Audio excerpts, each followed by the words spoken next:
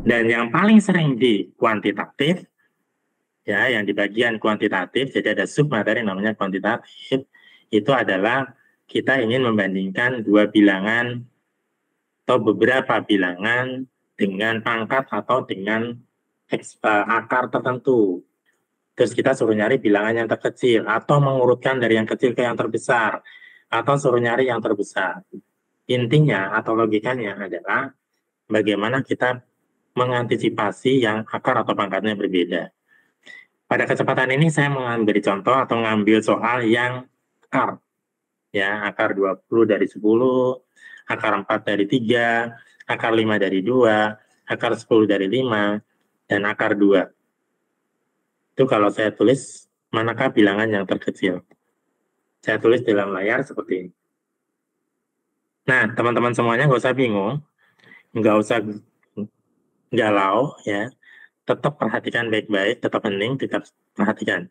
Akar itu kan sama dengan pangkat, tapi pangkatnya 1/.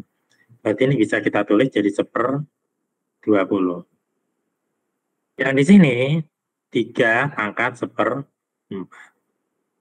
Yang di sini 2 pangkat 1/5. Yang di sini 5 pangkat 1/10. Nah, yang di sini 2 pangkat 1/berapa? Berapa? Iya, betul, 1/2. Jadi ketika di sini tidak ada angkanya, maka angka yang muncul adalah angka 2. Terus gimana nih, Pak? Kalau ada pangkatnya 1/10 kayak gini, gimana ngitungnya? Harus pakai kalkulator? Ya enggak lah. Kita pakai apa? Nah, perhatikan baik-baik, di situ bisa kita cari dengan kelipatan angka yang 1/10 tadi. Ada angka 20, ada angka 4, ada angka 5, angka 12, angka 2. Berapa sih angka yang bisa dibagi semuanya itu? Yes, betul. Angka 20. Maka semua kita pangkatin dengan 20. Jadi kita pangkatkan dengan KPK-nya kalau bahasa matematika. Berarti kalau 1/20 ke 20 ini berarti 10 pangkat 1. 1 nggak usah ditulis ya. Ini 20 jadi 3 pangkat 5. Ini 2 pangkat 4. Ini 5 pangkat, betul, 2. Ini 2 pangkat 10. Karena kita pengen nyari yang terkecil, otomatis.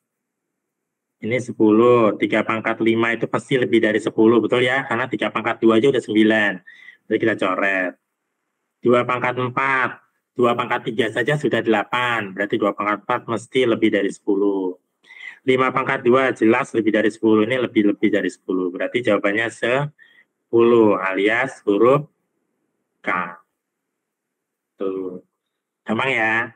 Jadi kalau ada bilangan berpangkat, boleh dikali, boleh dibagi, terserah. Nanti tergantung kasus, misalnya mau dibagi, ya silakan dibagi. Tapi dibagi dengan angka yang sama.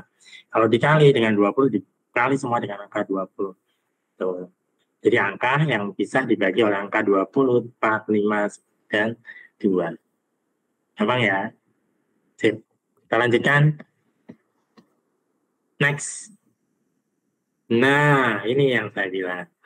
Kalau tadi dalam bentuk akar, ini dalam bentuk eksponen atau bilangan berpangkat tuh hitungannya gede banget. Nah, kita suruh ngurutin tuh. Terus kalau misalnya gede banget ini kita pakai apa? Pakai kalkulator? Emang bisa di ujian pakai kalkulator? Nggak mungkin. Mesti harus menggunakan cara penalaran atau sifat dari eksponen. Nah, seperti yang saya bilang tadi, maka caranya adalah dengan cara membagi atau mengalihkan dengan angka yang sama. Kalau kasus ini berarti dia harus dibagi. 3 pangkat 6, 5 pangkat 5, 5, 5, 5, atau 5.555, dan yang satu 6.333. Kalau saya tulis dalam bentuk layar seperti ini, terus dibagi dengan berapa? Ini kan secara logika sama aja 3 pangkat 6, 5 pangkat 5, sama 6 pangkat 3. Kalau dengan seperti ini, maka sudah bisa menghitung lebih sederhana. 3 pangkat 6 dengan 5 pangkat 5, ya kan? Terus nanti 6 pangkat 3. Mana yang lebih kecil bisa terlihat. Ya, jadi eh, tidak terus ngitung banyak ya. Tuh, jadi nanti tinggal diurutkan dari yang terkecil sampai yang terbesar. Jadi tipsnya kita bagi atau kita kali dengan angka yang sama. Boleh dengan pembagian, boleh dengan perkalian. Kalau 3/6, 5/5, dan 6/3 relatif lebih mudah menghitungnya. Oke.